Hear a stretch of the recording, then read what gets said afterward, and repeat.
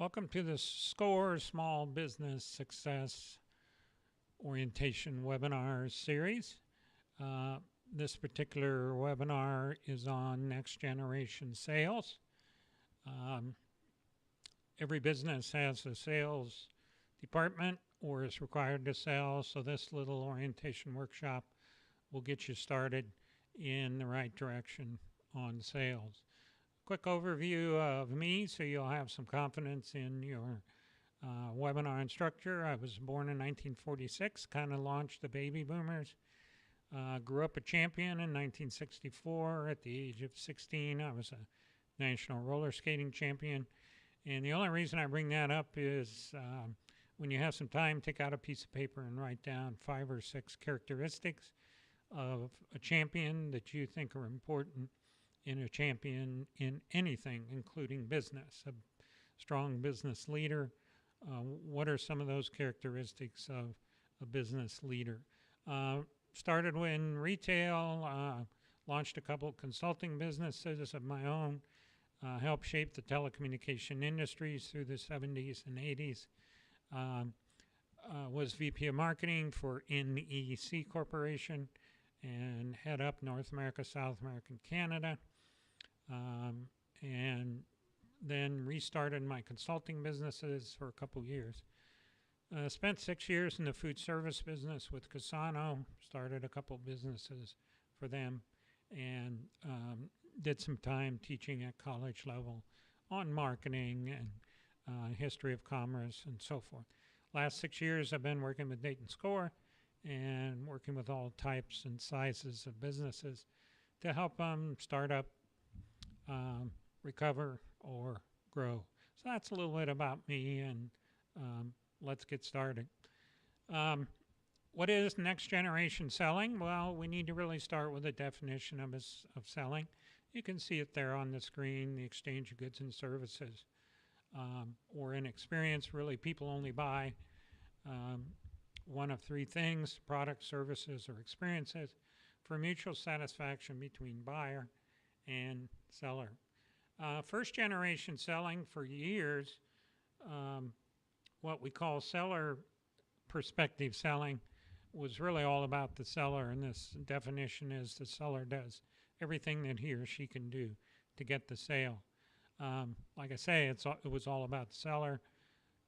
Sometimes it became a manipulative selling style, and you really treated every customer as the same, and they were a target, and you treated them all basically identically, working through a common process.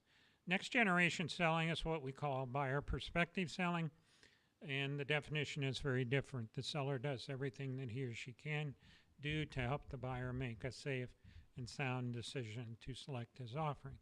Here it's all about the buyer.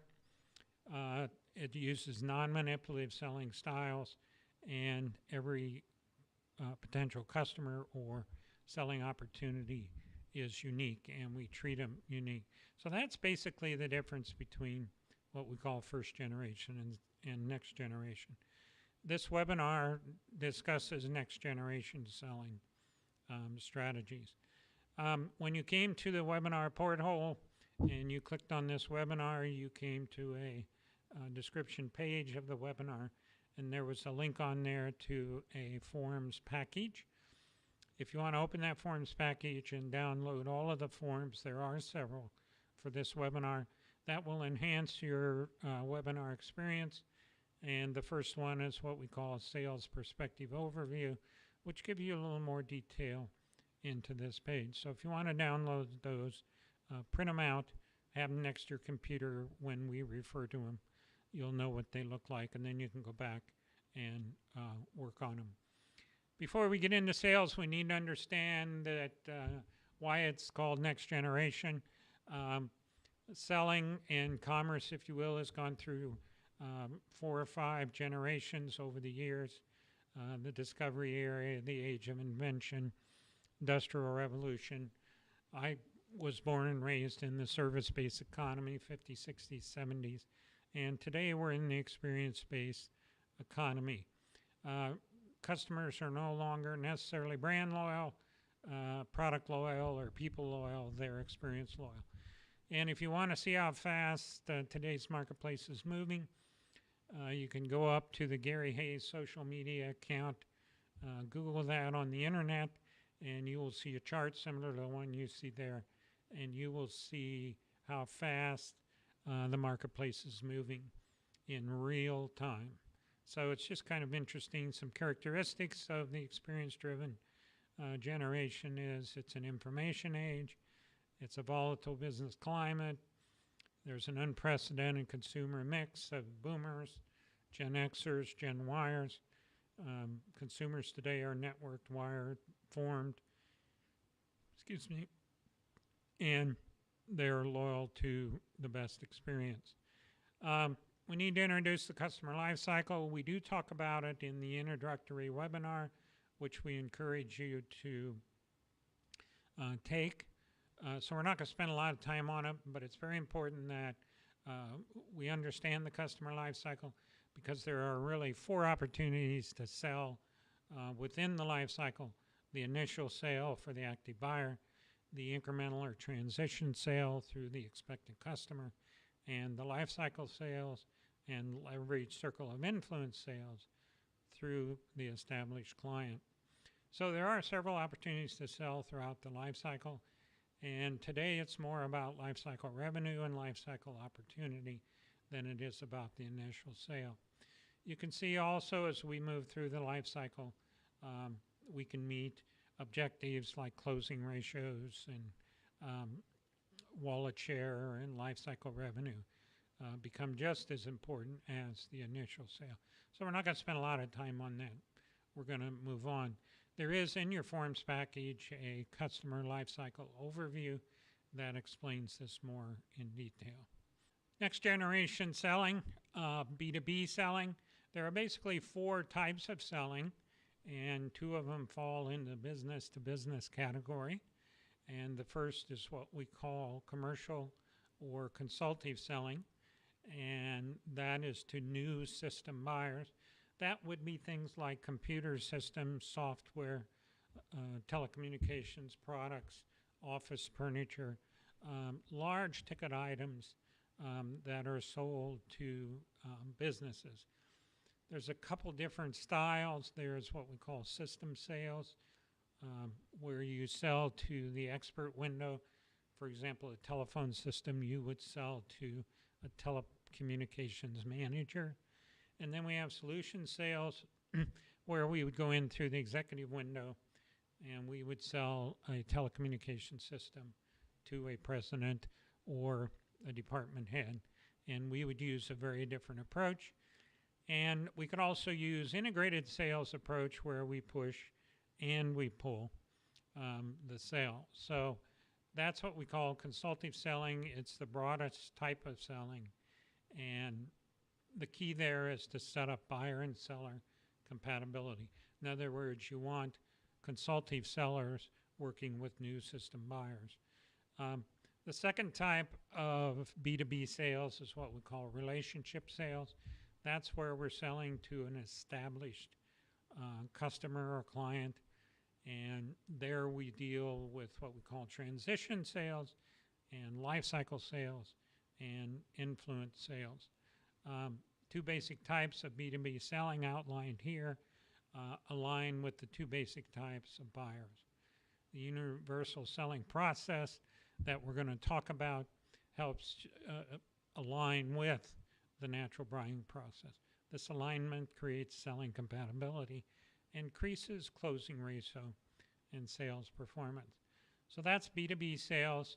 And again, in your forms package, there is an overview for each of these that gives you a diagram and explains each of these a little more in details. Then we have the other 2 types of selling, which are B2C. And the first is what we call consumer sales or closing sales.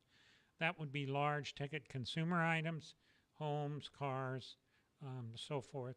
And that is with new product buyers, strategic personal investments, repeat sales, and circle of influence sales to referral and their friends and family and so forth.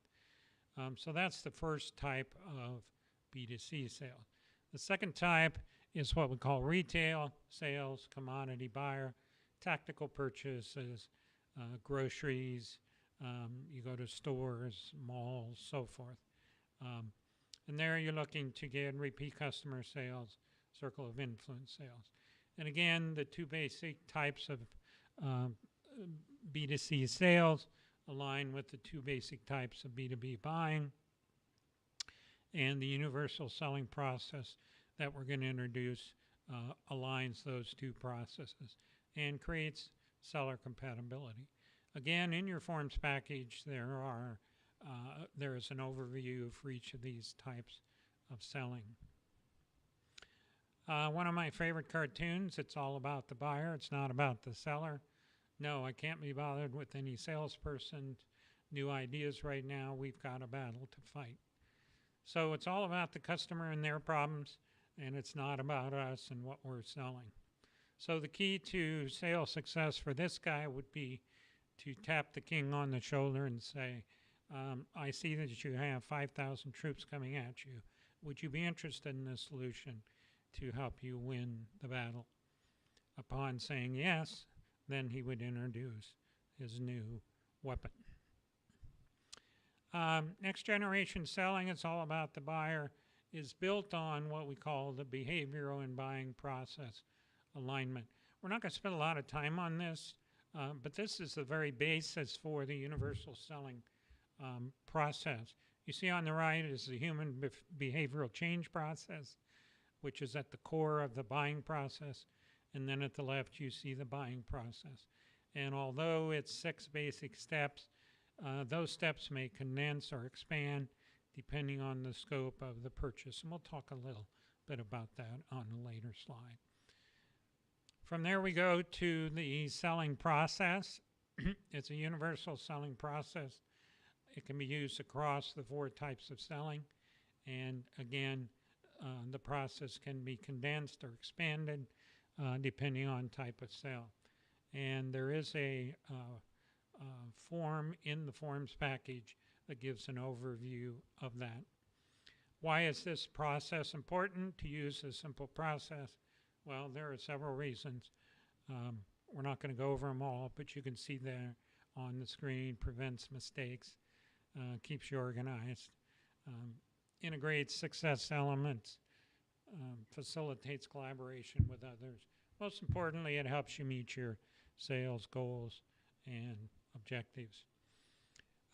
Selling cycle is important, and as we mentioned, the selling process, although it still contains 6 steps, and although we will typically always go through the steps in the same order, the steps can be collapsed or expanded depending on several things: the type of selling, the type of sale, the type of purchase, the amount of the sale, and decision criteria.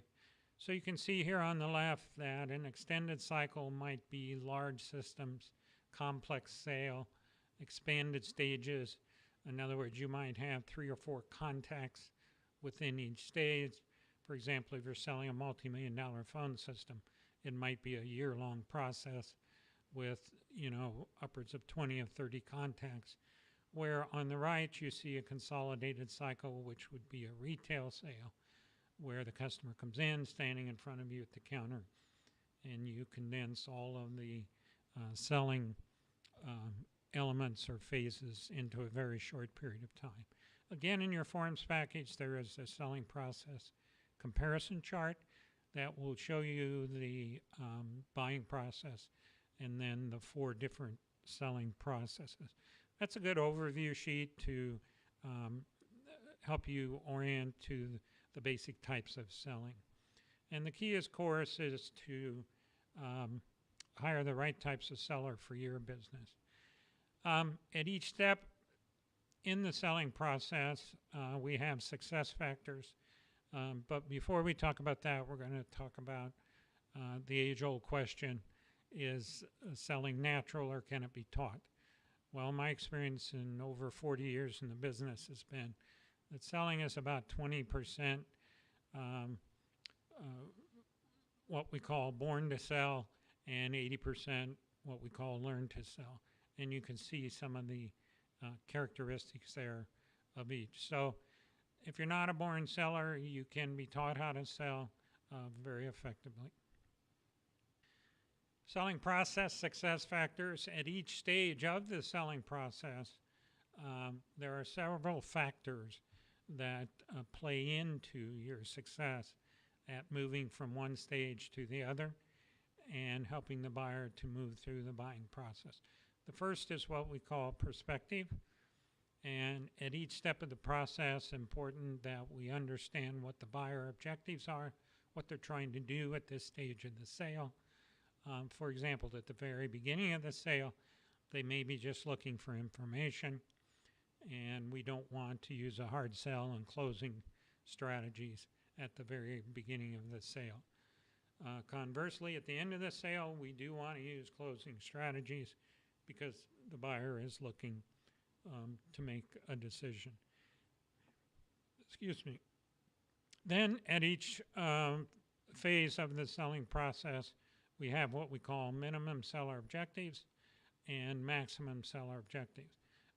Maximum seller objectives are those objectives that we'd like to meet and successfully move the buyer through the buying process. Minimum seller objectives are those objectives that we would like to minimally meet before we move on to the next step. And if you contact your SCORE office and work with a SCORE counselor, they can give you a lot more support material that will help you understand what those objectives are. Then at each stage of the sale, the initial approach, the qualification, and so forth, we have what we call process strategies or sales strategies that we use each time for every prospect. That's really the flow of the call and the objectives you're trying to meet at each phase of that flow. Then we have what we call skills, which are variable, and those are techniques we would use based on the individual buyer. Interpersonal communication skills, things like that. Then we have knowledge, in other words, the information and data that we need to be successful at each stage. For example, in the beginning of the process, when we're canvassing and approaching, we need to know who to approach. So we need to have a correct database, we need to know who decision makers are, and then we need to approach them. We need to have the proper resources to be successful, and that really means having tools that will help us sell and resources that will help the buyer to make a good buying decision. Then we need to be able to meet buyer expectations. We need to know what our company standards are. We need to understand selling ethics. We need to have a good understanding of what the buyer expectations are. If there's any industry protocols, we need to be aware of those. And lastly, we need to know what the evaluation criteria is for each step in the sale so we can evaluate our potential for the sale.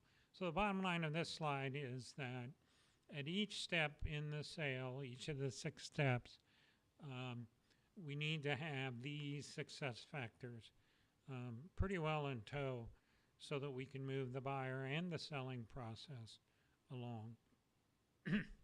Let's look at the each stage of the process real quick. And we're not going to spend a lot of time on it because you really need to study it a little bit further, and through our workshops and through counseling on sales, we can help you do that. So again, the initial, what we call approach stage is what we call the prospector, and the buying phase is awareness or discovery that they do have a challenge and they need to do something about it. And again, these are the basic objectives. Here's a quick flow chart. Whether the initial lead is what we call inbound or whether it's outbound, in other words, whether the seller initiates a contact through cold calling or whether the buyer initiates the contact through walking in or phoning in or so forth. Here's kind of the flow. We do some strategic marketing for suspects. We do tactical marketing for prospects. Then we identify our targeted suspects. Then we go out and canvass, do some screening, pre-approach. Then we approach, get in, and then we convert suspects to prospects. There's some additional skills and strategies that we need at stage one. We need to be organized ourselves. We need to have the proper information. We need to have the proper resources. We need to manage our territory and our time and manage the selling process. And we need to manage the buyer, building a database, collecting the proper information as we approach and contact each buyer. That's all part of stage one. Stage two, what we call engagement. That's the qualifier. It's the buying process. It's interest, or are we really qualify? It could be feasibility, would be another word. And again, at this stage, you need to understand what the objectives are. There are certain flow to this particular stage and so forth. Here is that flow. We would prepare. We would go for our initial meeting, and we would qualify the prospect. We would allow the prospect to qualify us. We would define the process for the customer, and then we would really identify what the next step is and begin to penetrate the account. So that's stage two. And depending on what type of sale it is, a tactical purchase or a strategic investment, we would have to look at the buying team and who's involved in the purchase. And again, all that is included in the material that we would provide for you in a consulting or one of our live workshop sessions. Stage three is what we call analysis. This is what we call the consultant. The buying phase is feasibility or assessment. And again, those are your objectives. And here's kind of the flow there. We would do any kind of assessment or surveys or audits that are applicable to the products or services that we sell, and that engages the buyer and people in the buying process, employees of the buying company, and so forth. So the analysis phase can be as complicated as it needs to be, or it can be as simple as it needs to be. Stage four is what we call assimilation, what we call the specialist. The buying phase is involvement or design. So it's one thing to go out and assess what they need. It's another thing to come back and say, okay, here's what we found, and we're going to run some solutions by you and see what you think. This is really what we call a big trial close. It's mostly used in large sales, such as consumer sales for buying homes and so forth. In consultative selling, it's for large system sales, so forth, where you would do a fairly good analysis, and then you would come back and say, okay, here's kind of what we found. What do you think? Any changes? And you might even throw out a price, based on this preliminary assessment. We were probably looking at X amount of dollars.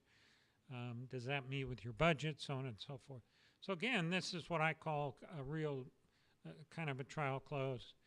And this can be a very formal process where you invite a lot of the decision influencers in, and you have a very formal design session. Or it can be very informal. You pick up the phone and you call your buyer and say, hey, I've been looking at your stuff and got a couple questions. I'd like to nail down some of these solutions and so forth. So it can be very formal or it can be very informal, but it's a very powerful step, and it's really very useful in all types of selling, but again, it can be condensed or expanded depending on the type of sale.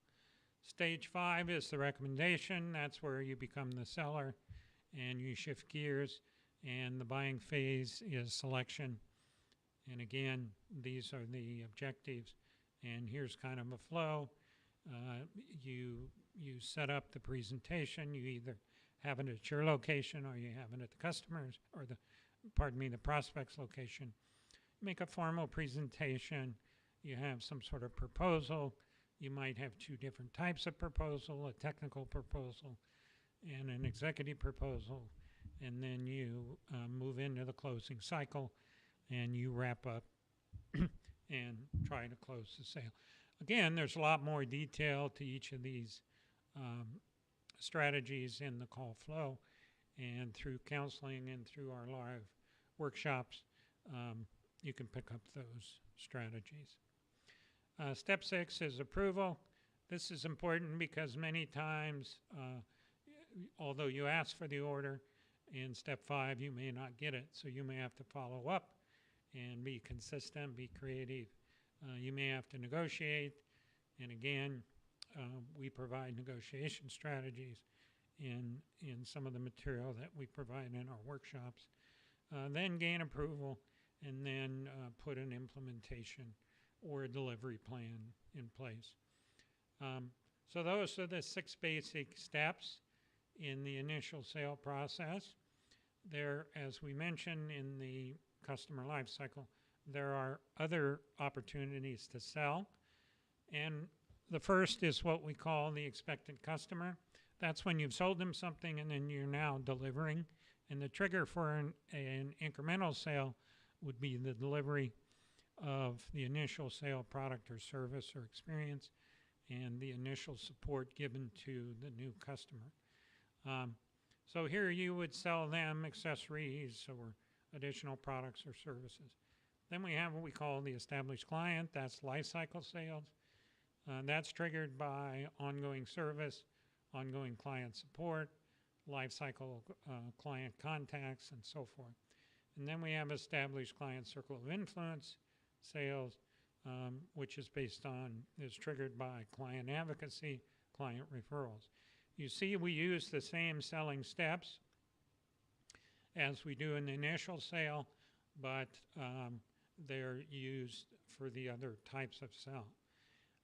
In your forms package, most important form in there is what we call our revenue sales approach plan, and it's a fill-in-the-blank sales plan that identifies the selling process and facilitates you plugging in your objectives for each stage of the sale and building a sales plan, or what we call a playbook for your particular sales force.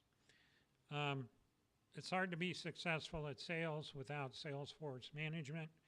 There are 3 basic functions. We're not going to get into them in this webinar, but we again would cover those through sales consulting and some of our more expanded sales workshops. But there's basically 3 phases: sales force management, selling team leadership, and individual seller coaching. And again, in the forms package, there's a sales management introduction worksheet that you can look at that gives more details. To wrap up, salespeople go through 3 basic phases. This is not the end, it's just the beginning. And the first is enthusiastic ignorance, and I can imagine if you've ever been in sales, you understand this. You know, your first year or so, you're out there beating the bushes, turning over a lot of stuff, not really getting any sales, but your enthusiasm, you think, will carry you. Then we go to some sales classes, and we get educated, and we become confused. And that's what we call first generation sales. And then we move into a phase called mature simplicity. That's next generation selling, where it's all about the customer and it's not about us and what we know, and it's about our ability to help the prospect and the potential customer to solve their problems. We thank you for your time, and this wraps up our seminar. And the next step would be for you to look at the wrap-up webinar if you've not already done so, and look for additional support through your local SCORE office. We hope you enjoyed it, and good luck in your sales career.